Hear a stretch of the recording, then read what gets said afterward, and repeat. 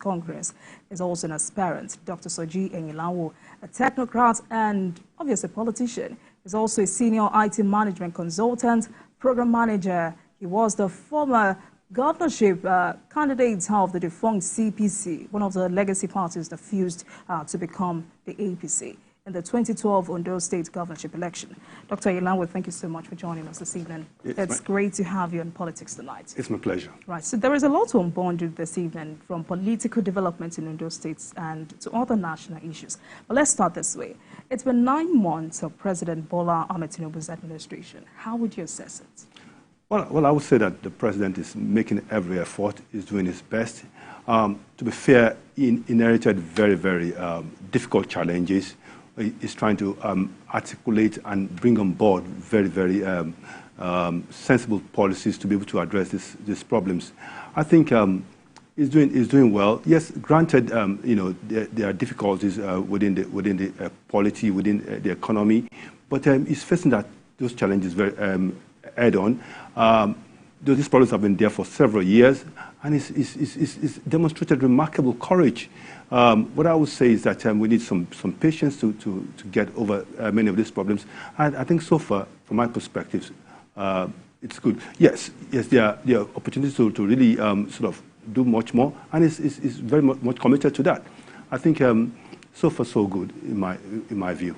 All right, but I mean, of all the steps the president has taken since he assumed office, which would you consider as the most impactful, the boldest? I think the boldest, I wouldn't even say it was his decision, because take the subsidy removal, for example. That removal had been done by the previous president. He just articulated that. It was imperative that he had to do that. It was a policy that was bound to have a very spiraling effect on the economy, on the people. But, we had got to a point where this subsidy regime was no longer tenable. It was only benefiting a few. There was fleecing within the economy and all of that stuff. You had to take that courageous step to remove that, and that I think was quite courageous.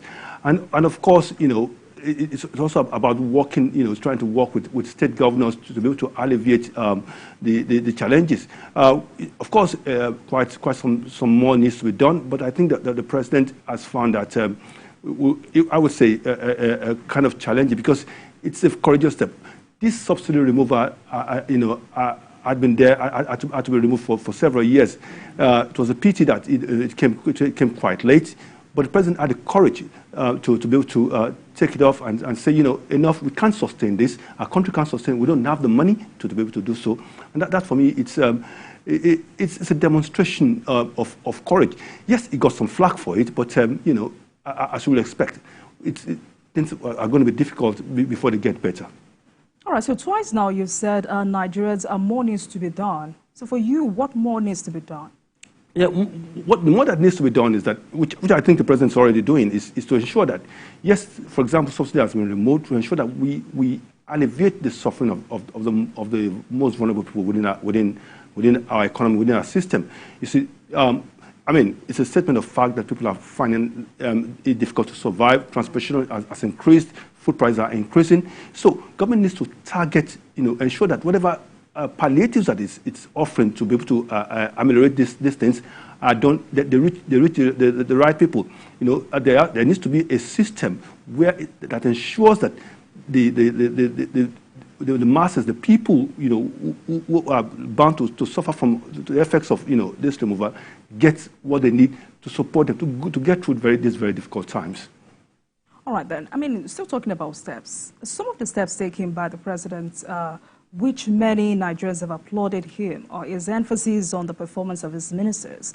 The president has said their appointments are based on service delivery and can be revoked at any time. So I'm asking you this question because I remember you urging the president to appoint competent hands. Do you remember it? Yeah, absolutely. So I wrote an article on that. Yeah. How would you assess the ministers so far? It's been 8 months thereabouts. Well, I think it's to be fair.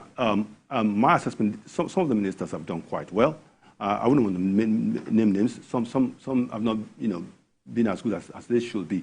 But of course, it's up to the president to determine those who have done well. And there needs to be a clear assessment process for that, to be able to determine that. I'm not surprised that the president came up with the idea of, assessing the ministers. I don't think we've seen this for a long time in the country.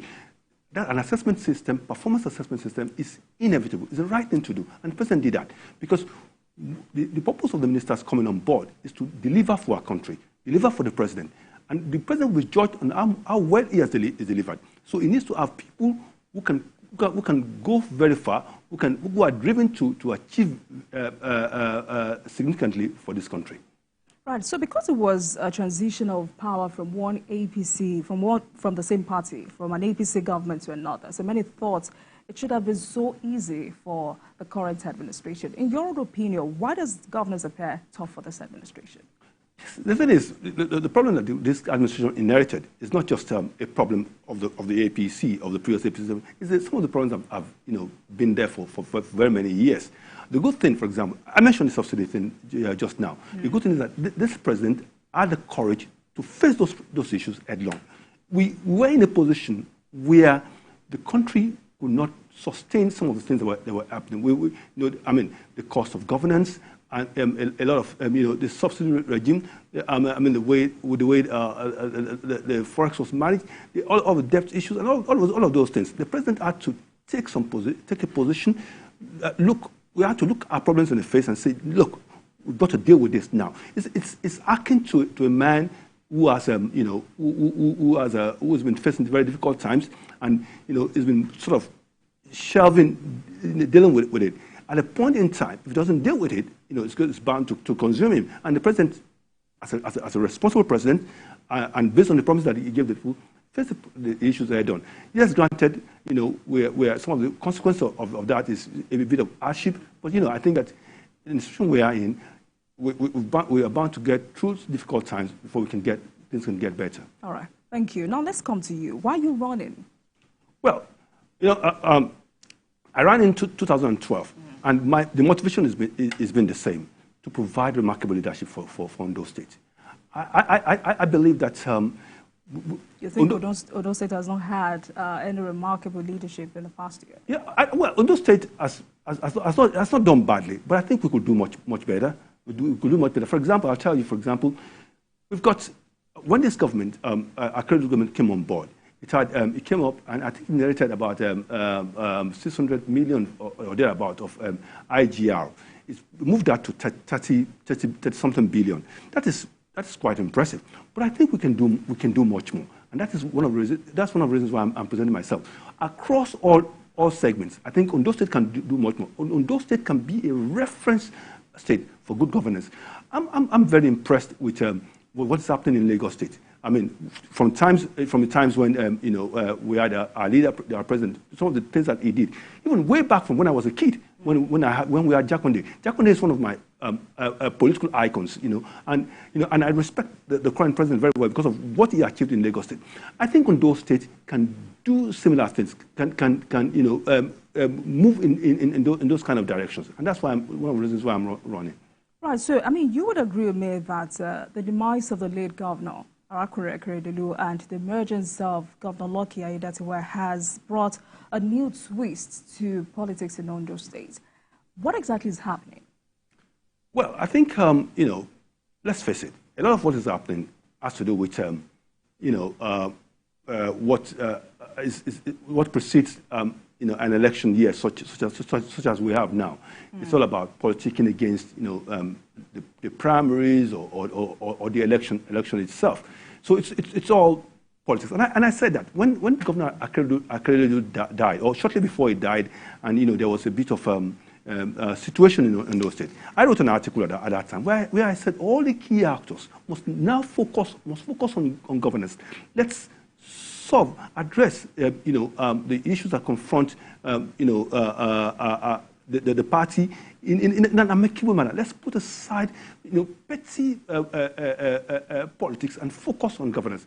And I was vindicated because when the president calls members of the key actors together, the president definitely did those things, some of the things which I had suggested in my article. Right, but you've not answered my question. What exactly is the issue? Like I said, it's clear. It's politics. Striving. Each of the actors are striving to perhaps overdo themselves, or overdo each other, or gain advantage, if you like, as we get close to the primaries or to that's what is happening. So let me be specific. Some days ago, some rep members from Ondo State called on President Bola Tinubu to, caution the governor, Loki Aidetiwa, talk about disrespecting party hierarchy and all of that. What exactly is it with that? Well, I think the House of Rep members are quite entitled to express whatever the grievances they have. And quite rightly, they have sent the petition to the president. The president is the father of our country, is the father of the party.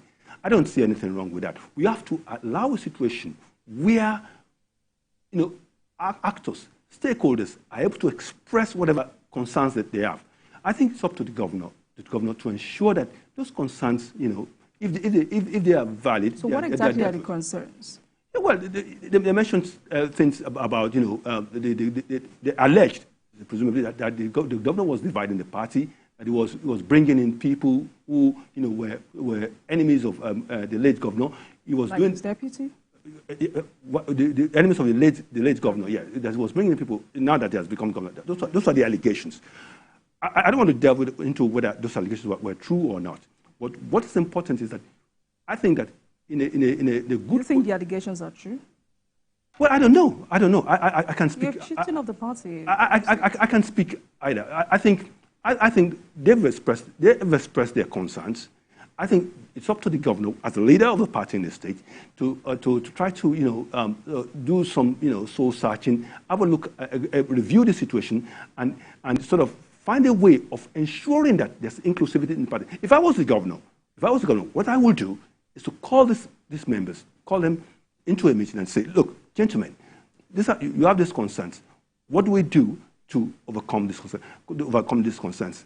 That's what I will do. But of course, they have reported to the president. The president is the father of the party, and the president probably knows what. So, but what does this say about the leadership of the party in Ondo State? If you have to call on the president every time to settle internal conflict? I said something just now. I said, if I was the governor, this and this would have been what I would have done.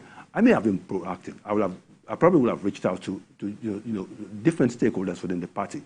But of course, the people felt they had to report to the president. It's a right to do so.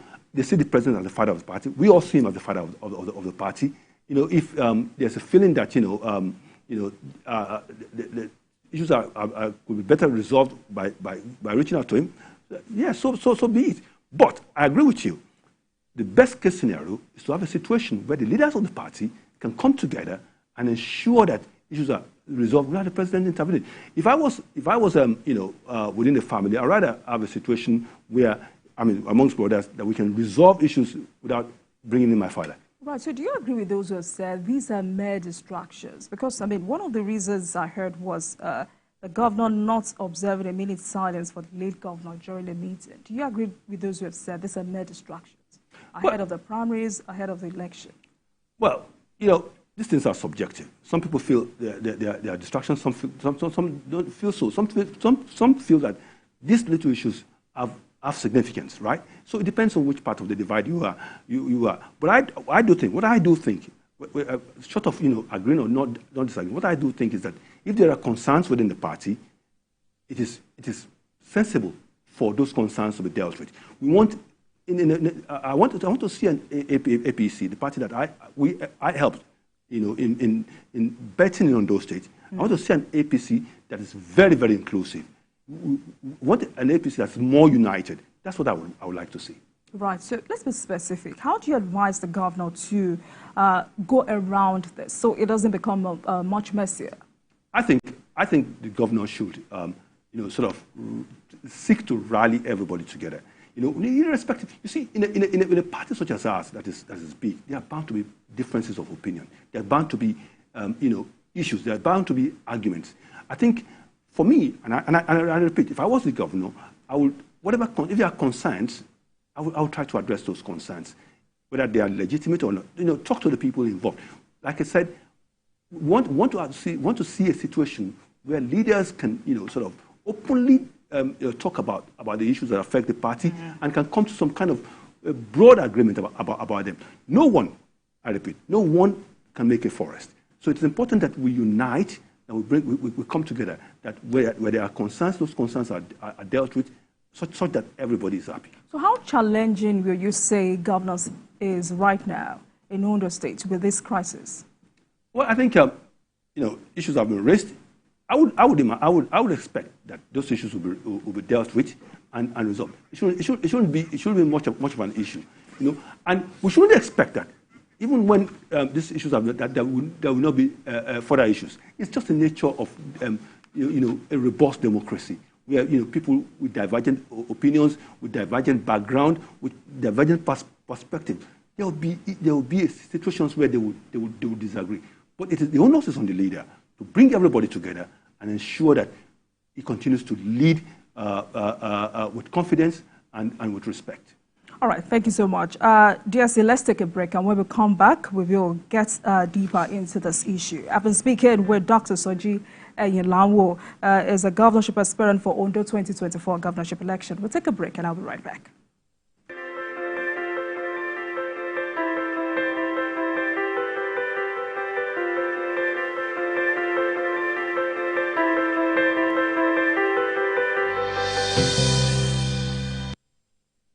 Committee on Local Government, Traditional and Chieftaincy Affairs of the Taraba State House of Assembly wishes to invite the general public for public hearing on the Taraba State creation of 1 rotational first-class chief and 3 third-class chiefs in Takum Town.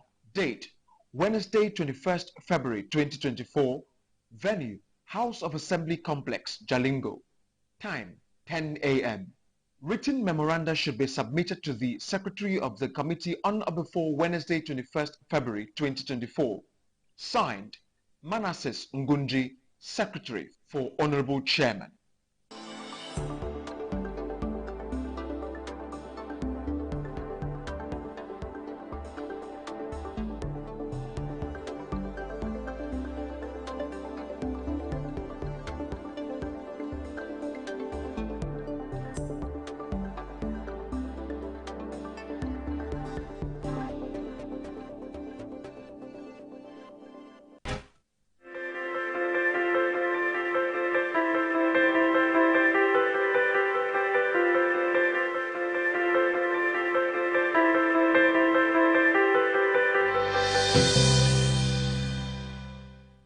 Welcome back, everyone. This is Politics Tonight. Thank you so much for staying with us as we focus on Ondo State politics.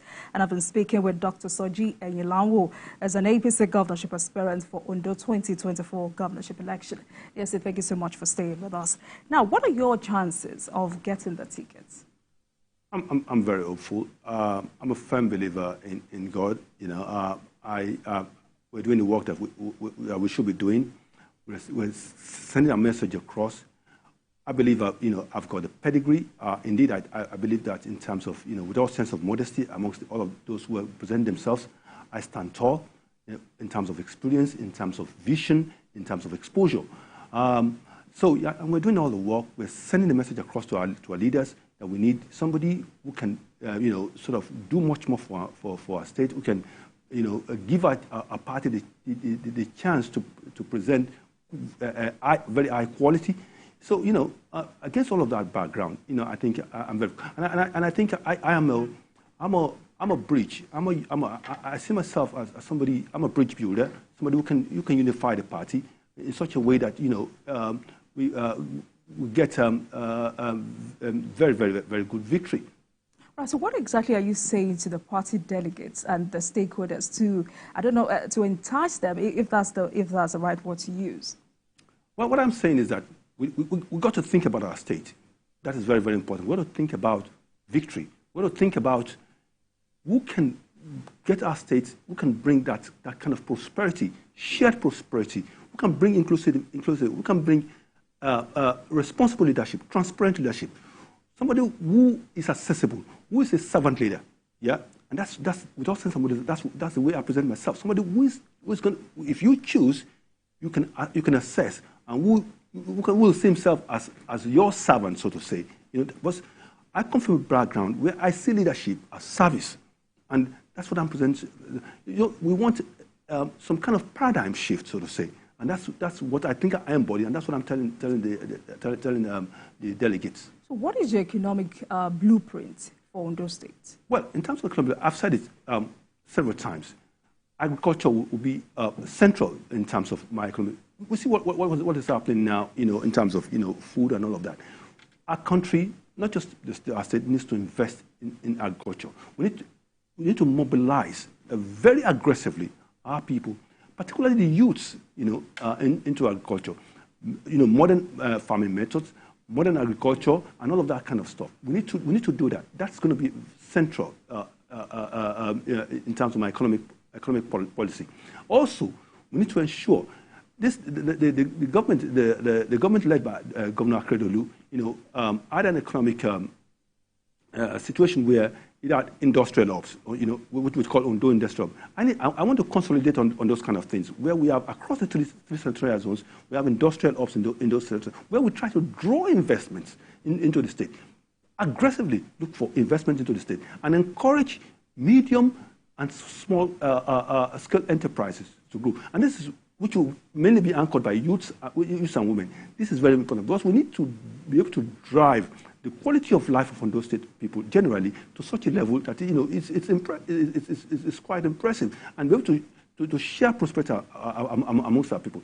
So those industrial hubs will be a core. I want to develop tourism within our state, for example. We've got several opportunities to develop tourism within the state.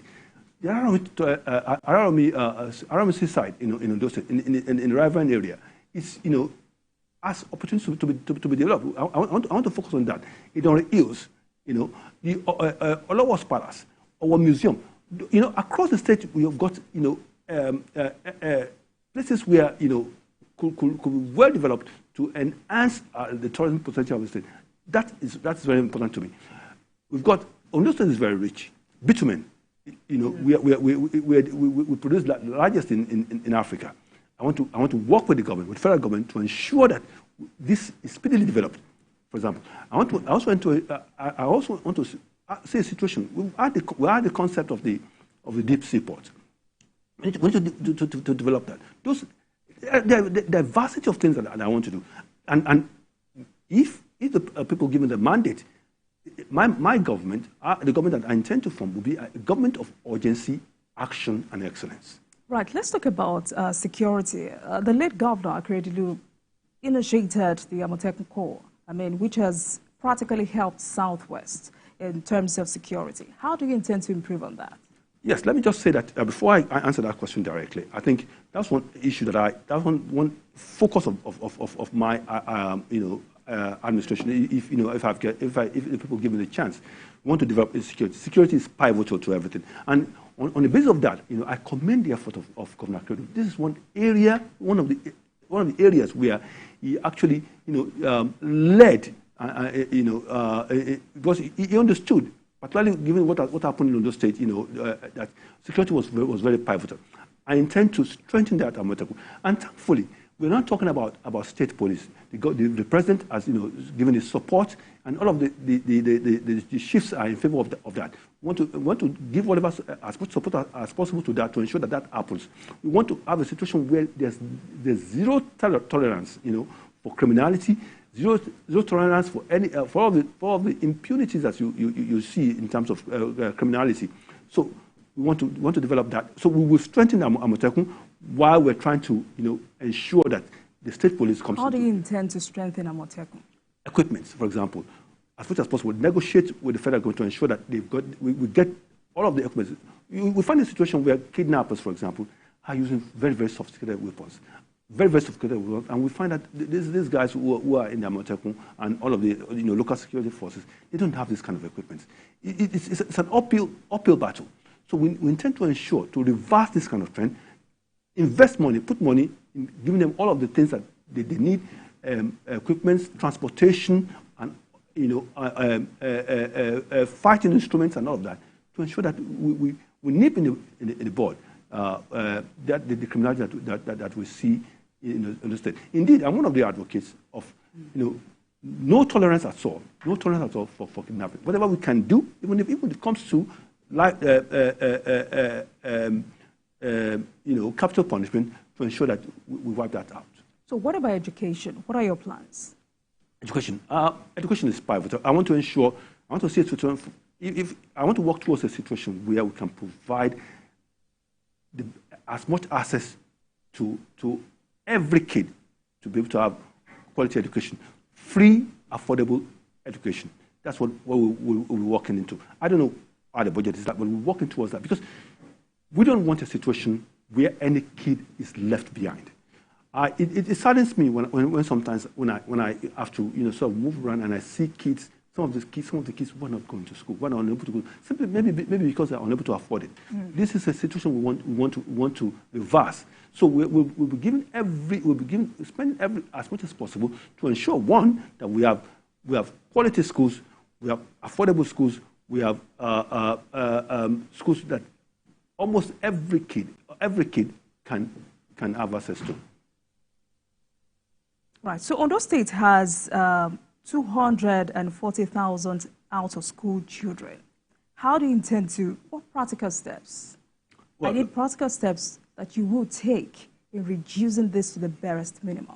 Oh yeah, well, one will ensure that we renovate and build more schools, yeah, to ensure that we have schools that cover, the whole segment of the state.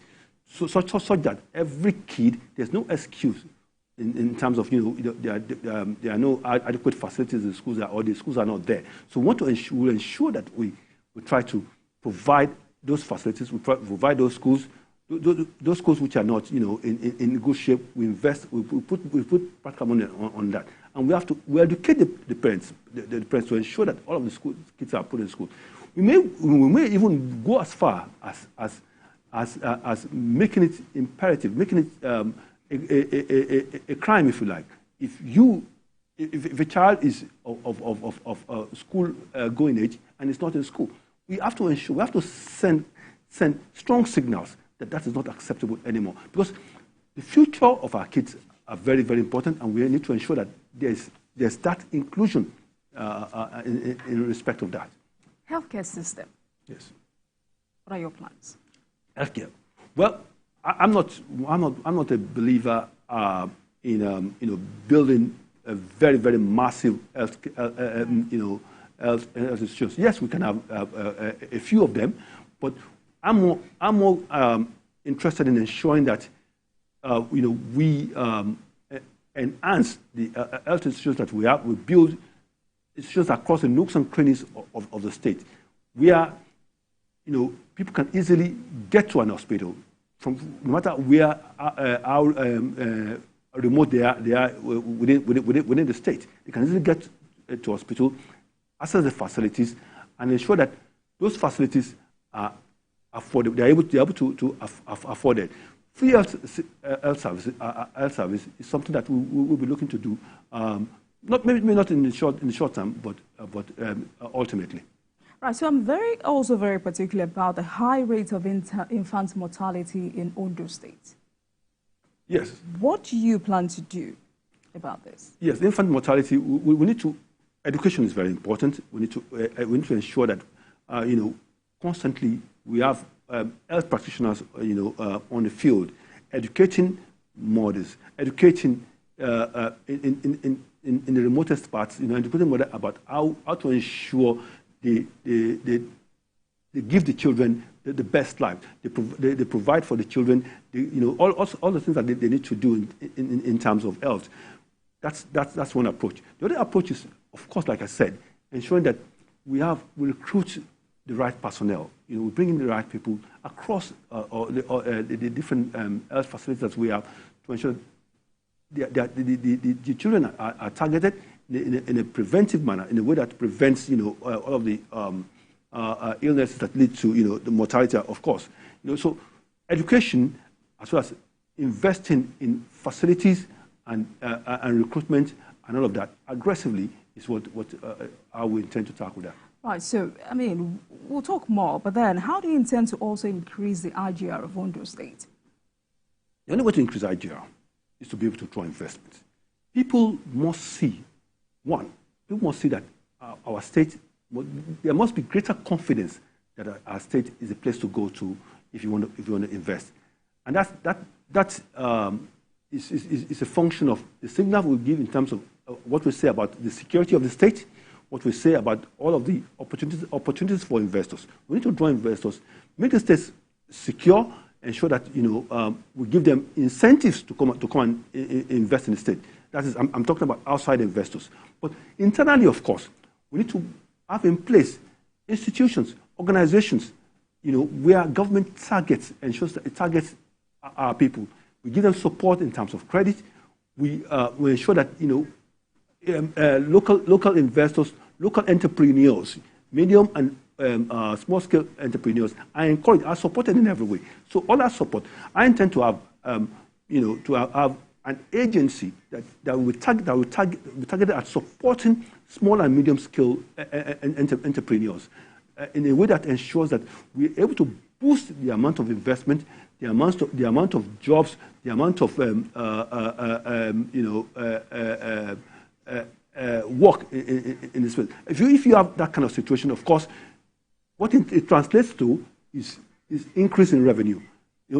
Free flow of investments, as well as stimulating investment internally, stimulating investment, encouraging, supporting small and medium scale enterprises. All of that will lead to an increase in revenue.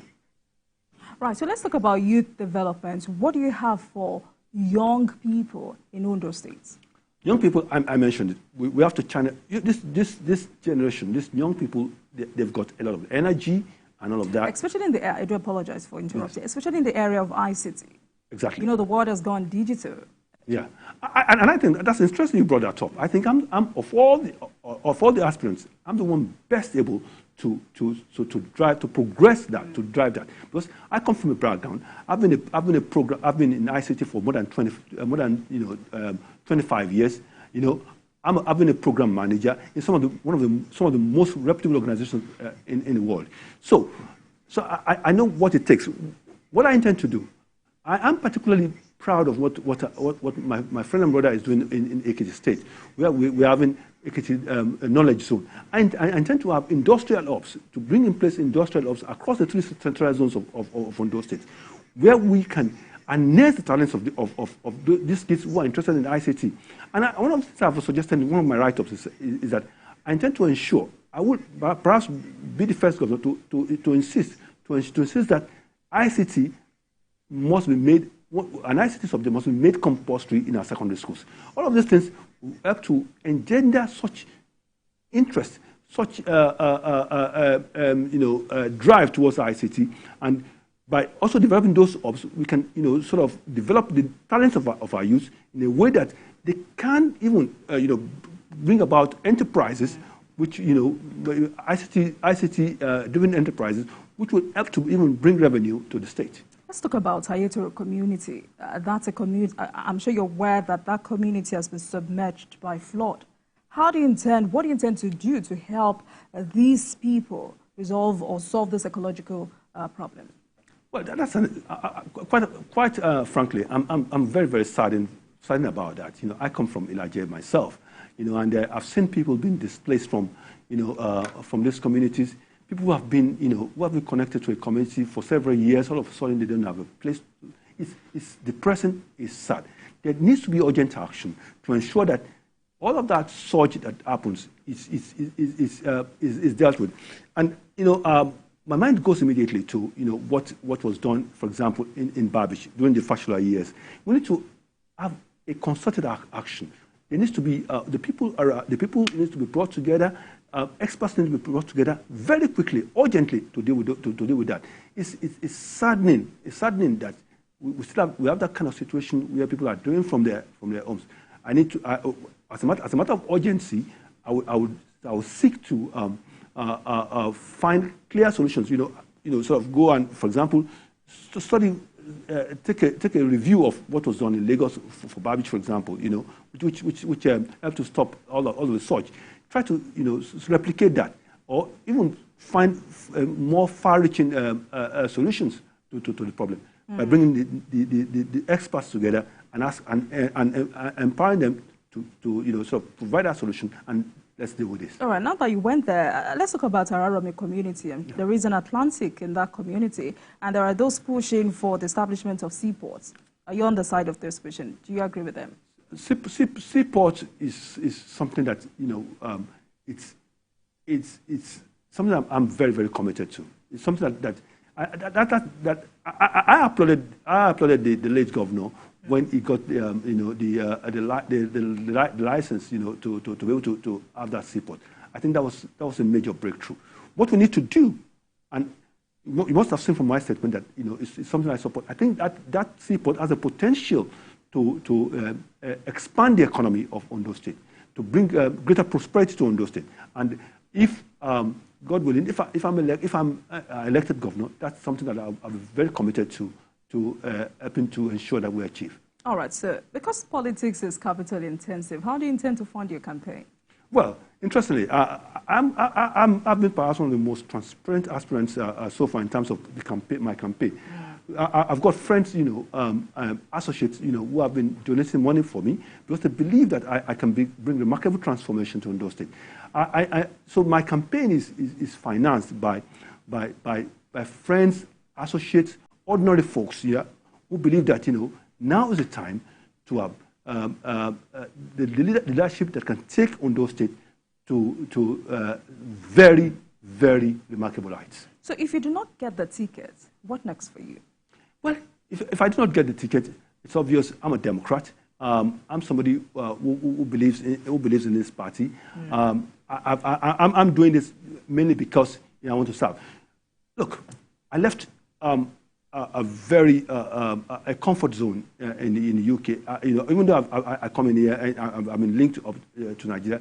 I was a very senior manager in the UK. I left that comfort zone to come into the uncertainty of politics.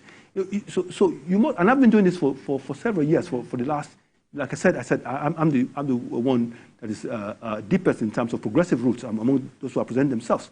So I've been doing this for a while, and I've been driven by service, to leave a legacy, to leave a name, like my father did, so to say, to leave a name, that I can be very proud of, that my children can be very proud of, to make Ondo State better, to make Ondo State a place where all of the indigents can be filled with pride. That's what is driving. So if I don't get it, of course, I'll accept that, and of course, wait for what else God has in store for me. That's very commendable. I mean, few minutes to go, and I would also like to take you up on some national issues. But before then, what's your reaction to the establishment of state police, forest rangers? Is this the way to go? Absolutely, absolutely. I think this is one of the very, very joyful things that I've got in recent times.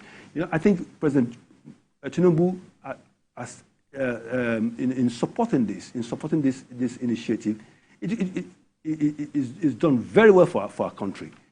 A state police, I believe, will help to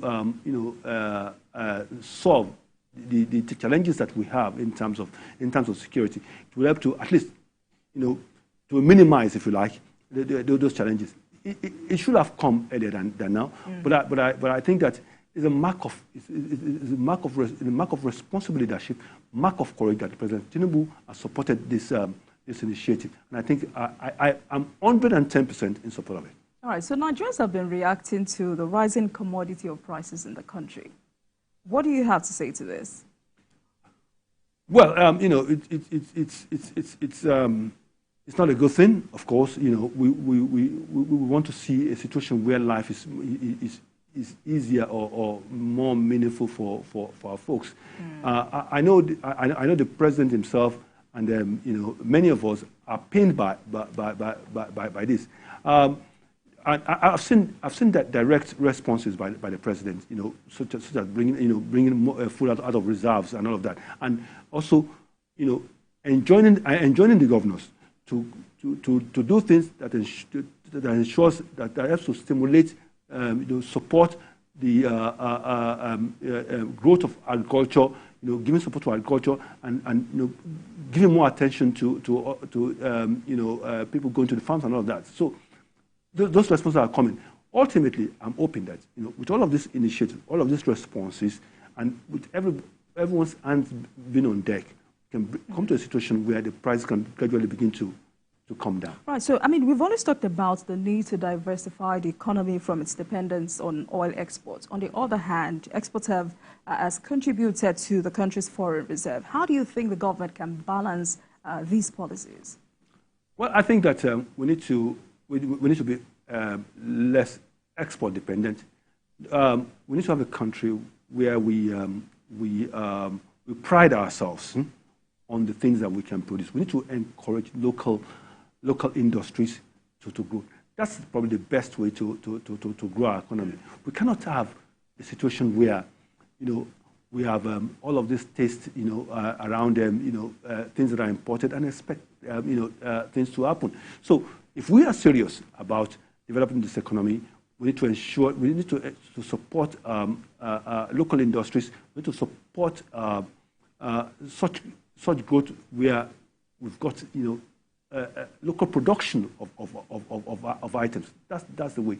That's very, very important. I want to see a situation where Nigeria is importing quite a lot of stuff across the different areas abroad, and we're priding ourselves. Look at what we're doing, even with entertainment and all of that. We all feel proud about the achievements of our boys in that even with Nollywood and all of that stuff. We need to replicate all of that in food production, in all of the other different areas. So because you're aspiring to govern Ondo State, just 2 days ago, the president had a meeting with state governors where he pleaded with them to pay pensions, pay salaries, and a 30,000 minimum wage, despite an increase in the monthly FAC meeting. Yet the president has pleaded with them. What more can we do to hold state governors accountable so that they can live up to their responsibilities? Well, I think the state assemblies, across the state, across the country, they have to do more, live up to they're meant to be some kind of play an oversight role over the executive. So I don't think for quite a number of state assemblies, I don't see that. I don't think that is happening as well as it should. So we've got to have a situation where that happens, and we also have to ensure that the people, now we're having a situation where we're having a more enlightened populace, right? We need to continue to educate our people to make their representatives or their governors to make them more accountable. Those things need to have education, and of course ensuring that the House of Assemblies are doing what they should be doing. Right, so I'm sure you'd agree with me that a lot of Nigerian youths of today do not want to go into farming. How do you intend, or what do you intend to do to encourage them to go into farming so that we can produce more in the country and feed ourselves? Incentivization, that's the word. Incentivization. You see, if you have a situation, if people don't get incentivized, they don't feel incentivized, they don't have a situation where they know that if they go into farming, we need to ensure, to make it clear, find ways of doing this, that those who go into farming, they come out, being successful. Whatever way we can achieve this, to ensure that they get the necessary incentives, they get reasonable output from their farming endeavors and all of that. Those kind of things we need to do. That's very, very important. So if we incentivize farming such that our youth see it as a way of climbing the social ladder very rapidly, then the people, they will go into farm. So incentivization is very, very important. So we have to support them, show our bias, clear bias for agriculture. All right, DSE, and before I let you go tonight, what more reforms do you think the government needs to adopt in reviving the economy and stabilizing our currency? Well, I don't think that what the government is doing, it's fine, but the government needs to ensure that with all the raft of policies that it's implementing at the central bank, at the economic council, that all of these implementations are well monitored to ensure that, let's face it, sabotage is part of the challenges that we have in terms of economic policies being implemented. Government has to put in place a situation where we're able to monitor everything, every policy that has been implemented, so that they achieve the envisaged goal. Right. So, Dr. Ehinlanwo, we can only wish you the very best ahead of your party primaries. Good luck to you. Thank you very much. Thank you so much for joining us on Politics Tonight. My pleasure. Right. And thank you very much for watching. That marks the end of today's episode of Politics Tonight. But the conversation continues from here. Get in touch with us on Twitter at TVC News NG and at Olajumoke using the hashtag Politics Tonight. We're also on YouTube at youtube.com/TVC News Nigeria. I am Olajumoke Olatunji. Good night.